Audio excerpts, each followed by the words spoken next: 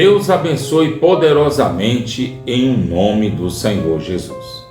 Seja bem-vindo a mais esse momento de mensagem diária e oração da fé. Hoje eu quero chamar a atenção de todos os pais evangélicos. Hoje eu quero chamar a atenção de você que diz que é uma pessoa temente a Deus e não tem prestado atenção de modo adequado à sua família.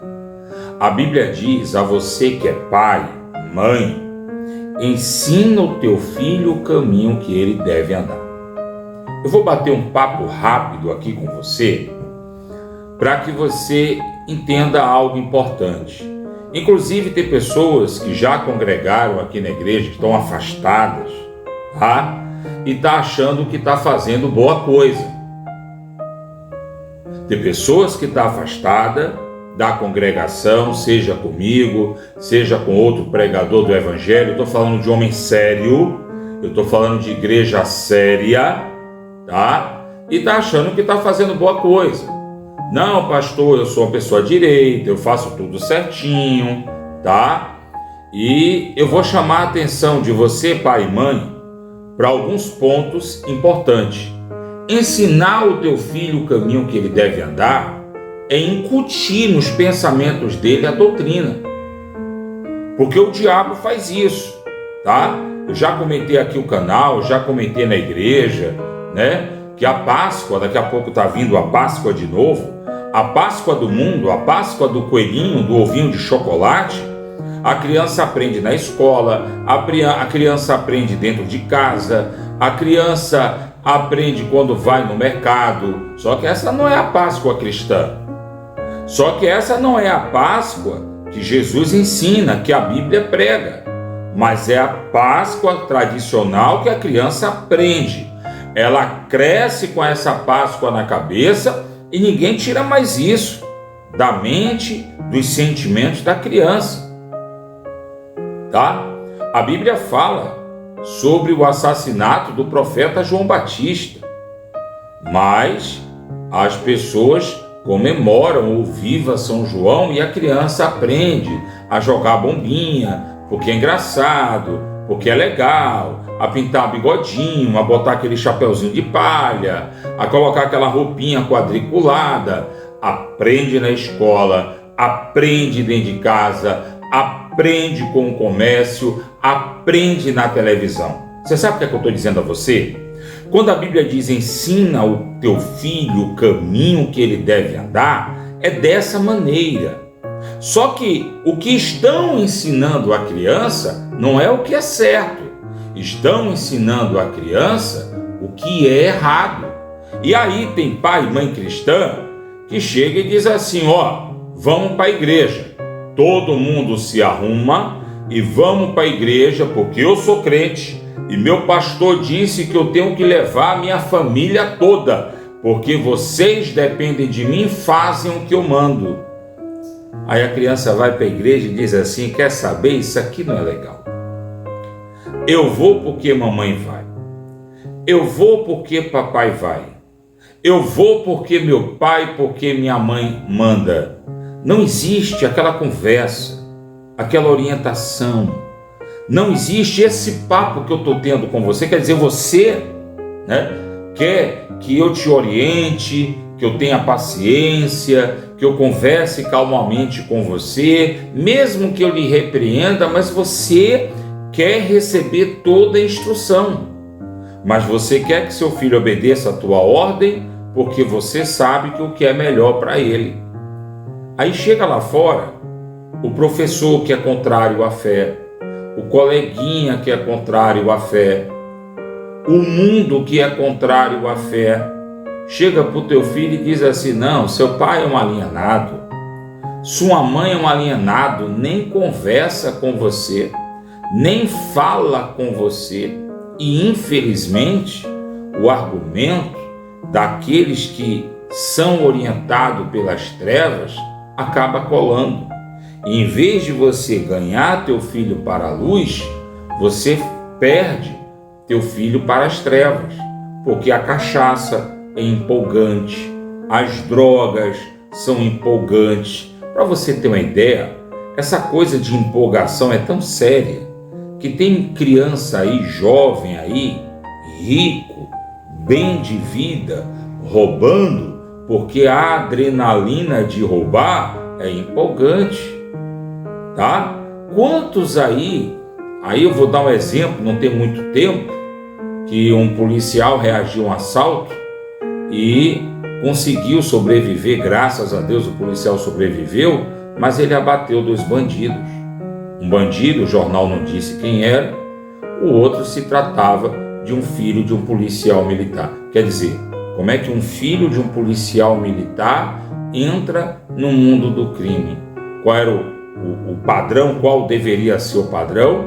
O filho do policial militar seguir os passos do pai, ou se tornar um policial militar, ou ser dono de uma empresa de segurança privada, ou cuidar, aprender a entrar na área de tecnologias, investir na área de segurança, ou seguir qualquer outro caminho, mas e que ele lembrasse a participação do pai na vida dele. Não, ele foi se tornar um criminoso.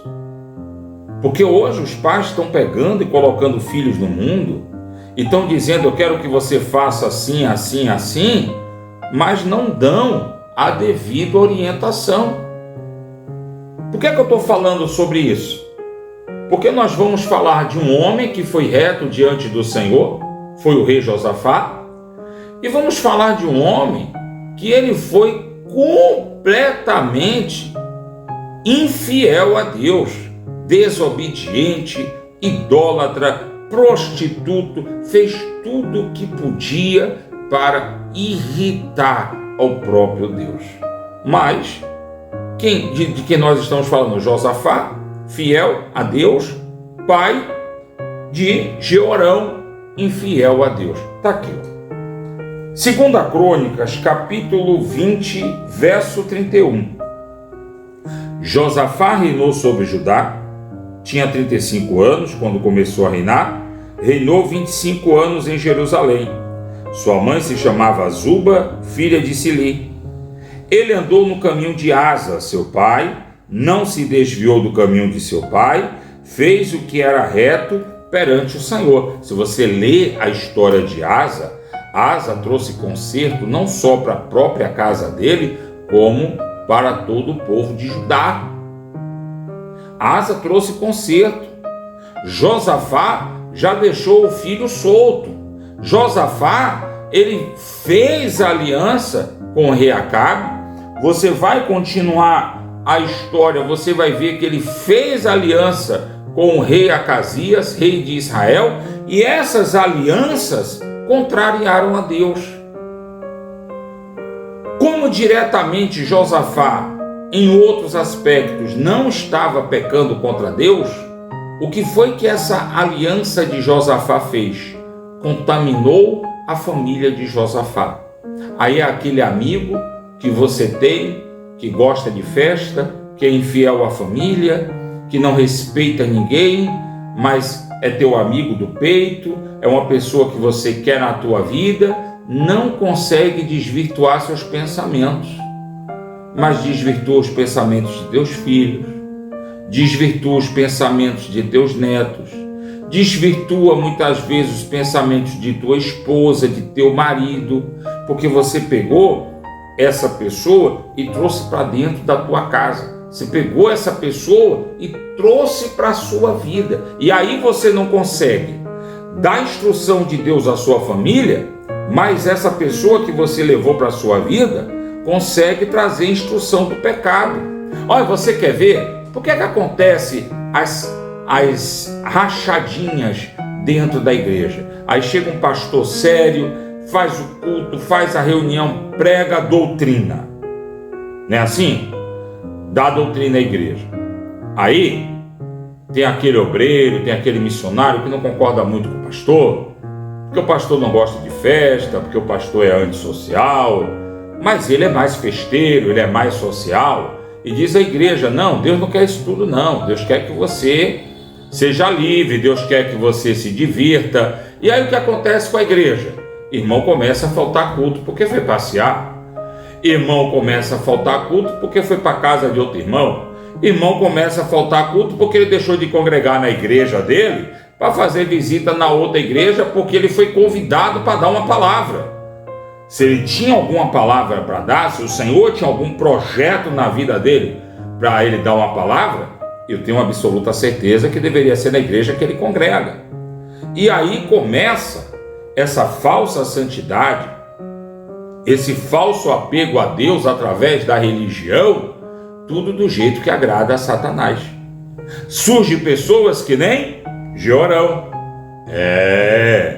Jeorão achou que ele podia servir a Deus exatamente como fez Acabe. Na cabeça de Jeorão, Acabe não era tão ruim. Acabe era tão bom que Acabe era cercado de 400 profetas. Tudo bem que os 400 profetas levaram à morte de Acabe. Mas Jeorão não enxergou isso. Jeorão achou que era um acidente. Mas não tem acidente no que se trata cumprir uma ordem, uma determinação no Senhor. E aí começa aqui, Jeorão assumiu o trono, 2 Crônicas 21:4. E havendo-se fortificado, matou seus irmãos, como também os príncipes de Israel. Jeorão tinha 32 anos quando começou a reinar. Reinou 8 anos em Jerusalém. Andou nos caminhos dos reis de Israel. Não foi no caminho dos pais, não, tá? Ele andou nos caminhos dos reis de Israel. Como também fizeram a casa de Acabe, porque a filha de Acabe era esposa de Jeorão, e fez o que era mal perante o Senhor. Então Jeorão fez o que dava na telha. Jeorão fez o que queria, sabe? É aquela pessoa que está na igreja, está bebendo, está se prostituindo, está idolatrando, é fiel à família, aí olha para você e diz assim: o importante é que Deus conhece o meu coração. O importante é que Deus sabe que eu não sou uma pessoa ruim. Eu estou na igreja, eu estou na missa, eu estou no culto evangélico, eu estou lá no terreiro, Deus está me vendo que eu estou fazendo minhas práticas. Você está fazendo suas práticas. Você está seguindo seu caminho. E foi esse caminho que Jeorão seguiu. Contrário que diz a palavra de Deus. Aí Elias, profeta do Senhor, profeta que deu trabalho a Acabe, manda uma carta para Jeorão. Está aqui, Como andaste nos caminhos dos reis de Israel, verso 13, e levaste a idolatria ao povo de Judá e aos moradores de Jerusalém, do mesmo jeito que fez Acabe, mataste teus irmãos que eram melhores que você. Eis que o Senhor castigará com grande flagelo o teu povo vai andar doente. Tem crente aí, pode olhar que tem igreja aí que os crentes andam tudo doente. O que eu já recebi visita de pastor, de missionário, com câncer, com diabetes, com insuficiência cardiovascular, com insuficiência respiratória, e com isso e com aquilo. O que eu recebi de visitas de crente que as bolsas são verdadeiras farmácias. Então o Senhor diz aqui: eis que o Senhor castigará o povo com grande flagelo. Está aí o motivo que crente anda doente, pecado, tá? Teus filhos, tuas mulheres e até mesmo tuas possessões, tá? Tem lugares aí, tem cidades inteiras aí perdendo plantações para praga. Continua: tu terás enfermidade nas entranhas, enfermidade que aumentará dia após dia, até que saia as tuas entranhas. Despertou, pois, o Senhor contra Jeorão o ânimo dos inimigos, os filisteus, os arábios, que estão do lado dos etíopes. Subiram contra Josá e levaram todos os bens da casa do rei, como também levaram os filhos dos reis, suas mulheres de modo que não se lhe deixaram filho algum, senão Jeoacás, o mais moço deles, porque o Senhor se lembrou de Davi, porque senão levariam todos, tá? Feriu o rei Jeorão com enfermidade incurável, que aumentava nas suas entranhas dia após dia, e ao cabo de 2 anos, ele levou 2 anos penando, ele levou 2 anos doente, tá? Ele reinou 8 anos, ele teve 6 anos para poder não pecar contra Deus, mas ele fez o que ele queria, e 2 anos, durante 2 anos, ele viu o povo sofrer, ele perdeu tudo que tinha, foi alcançado por uma doença incurável e penou 2 anos até morrer. Então está aqui. Ao cabo de 2 anos, se lhe saiu as entranhas por causa da enfermidade e morreu com terrível agonia. Seu povo, ele era tão ruim, ele era tão obstinado a viver segundo o pecado, que seu povo não lhe queimou aromas como fez aos seus pais. Morreu qualquer coisa.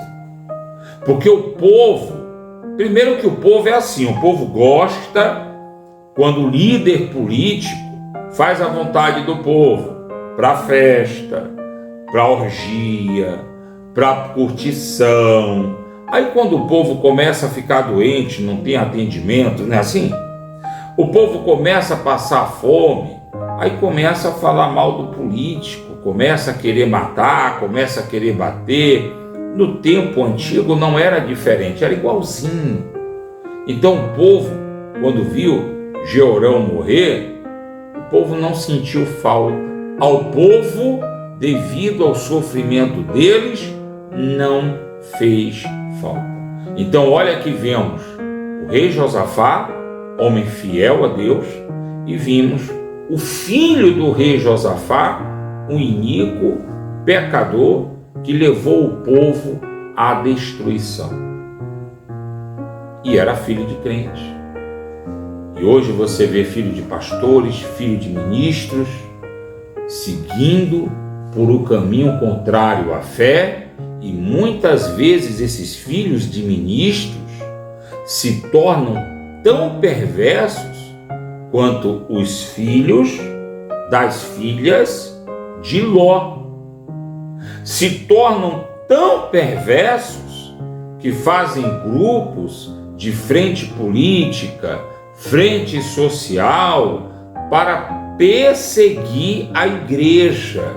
Gente, eu vou falar aqui, eu vou separar um quadro nesse canal, que eu vou abrir questões muito sérias que vocês não estão enxergando. O governo brasileiro está tomando posturas muito sérias contra a igreja, contra a palavra de Deus. O governo brasileiro está se colocando numa posição, está usando as escolas, está usando alguns professores, alguns líderes de educação, estão tendo orientações sérias para criar na cabeça de nossas crianças uma alienação contra, uma alienação, sabe, para perseguir mesmo, perseguir o evangelho, perseguir a igreja, achar que a culpa de tudo de errado que está acontecendo aí é porque existe a igreja evangélica, porque existe o povo cristão. Vocês abram os olhos de vocês, vocês tomem cuidado, porque vocês estão indo aí no conto de muita gente que está perseguindo a igreja. Porque qual é o mal que a igreja faz? Porque a maior ferramenta que o nosso país tem contra as drogas é a igreja evangélica. Contra o crime é a igreja evangélica. Enquanto a polícia vai combater frente a frente, fogo contra fogo, porque não tem outra forma de combater os criminosos e o crime, a igreja vai através da convenção, sabe? Da pregação da palavra de Deus. A igreja, ela tenta mudar o criminoso. A igreja trabalha para que o criminoso ele passe a ter outra mentalidade. Ele passe a enxergar a necessidade de buscar a Deus. Não achar que a vida dele é aquela vida louca de enquanto viver é crime e quando morrer, morreu e acabou. Enquanto tem muito político aí de partido extrema esquerda apoiando a propagação das drogas, não estou inventando nada não. Para um pouco, faz uma pesquisa seletiva na internet que você vai achar. O maior inimigo das drogas é a igreja, porque através da fé, através da pregação do evangelho, tem tirado as pessoas do mundo das drogas. Prefeitura cria albergue, governo cria isso, cria aquilo, mas quem tira povo das ruas também é a igreja. E não tira para sustentar dentro de um albergue ou coisa parecida, não. Tira e transforma um morador de rua, um dependente químico, um dependente da ajuda dos outros, transforma em um agente produtivo, em um cidadão de bem, em um homem de família. É alguém que produz, é alguém que paga as suas contas. Então, olha que você dar esse tipo de orientação ao seu filho é muito importante, tá? Tem crianças aí que passam a vida toda jogando gude, fura-pé, agora é diferente, né? Agora é na internet, jogando jogos online e etc. E tem jovens que escolhem passar o tempo todo no livro.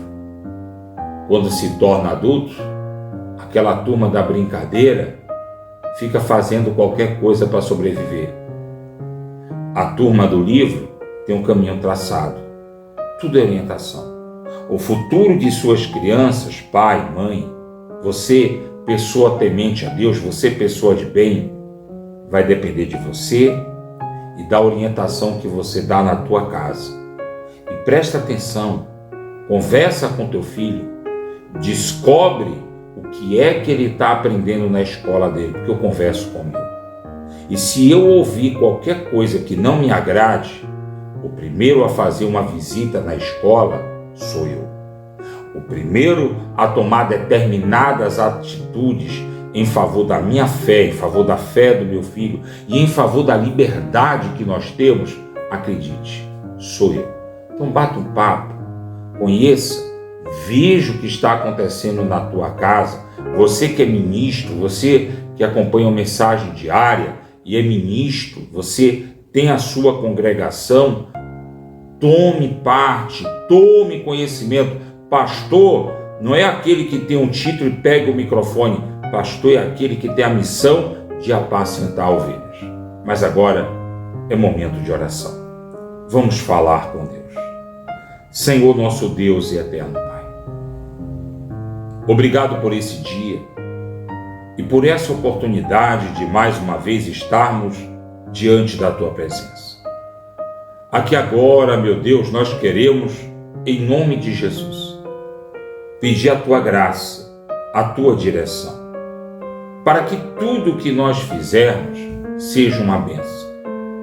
Pedir a Tua graça, a Tua direção, para levarmos para cada pessoa que é importante para nós a Tua palavra, a mensagem de fé e de salvação.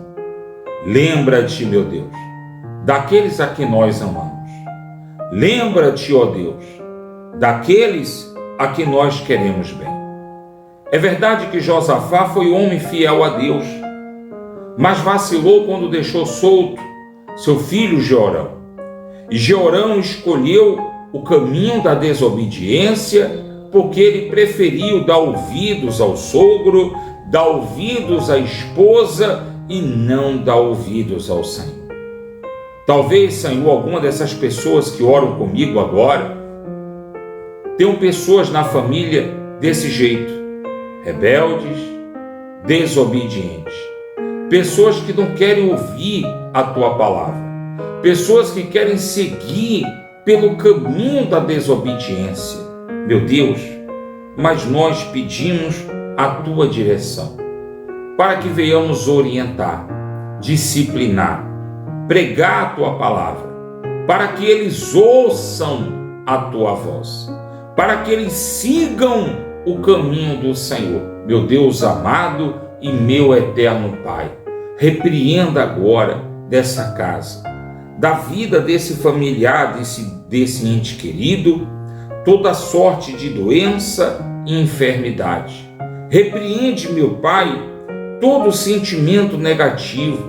Meu Deus, essa pessoa que sofre a síndrome do pânico, essa pessoa que tem medo de sair de casa, essa pessoa que tem medo de trabalhar, essa pessoa que sofre dores constantes nas costas, dores de cabeça, essa pessoa, meu Pai, que se sente fraca, incapaz de reagir diante dos problemas, das dificuldades que aparecem. Meu Deus, nós clamamos o teu auxílio, nós clamamos o teu socorro. Socorre agora esses que oram comigo, socorre agora essas famílias, que caia por terra o espírito do atraso, que caia por terra todo espírito de derrota, que haja vitória, que haja paz na vida dessas pessoas que oram, na vida dessas famílias apresentadas, em nome de Jesus.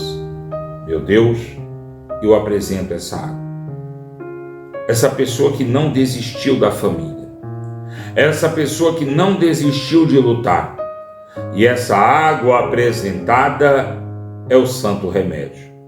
Quando o doente, o enfermo tomar desta água, seja ele curado.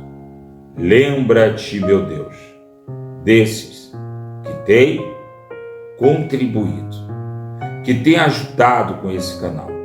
Meu Deus, prospera a obra das mãos dessa pessoa.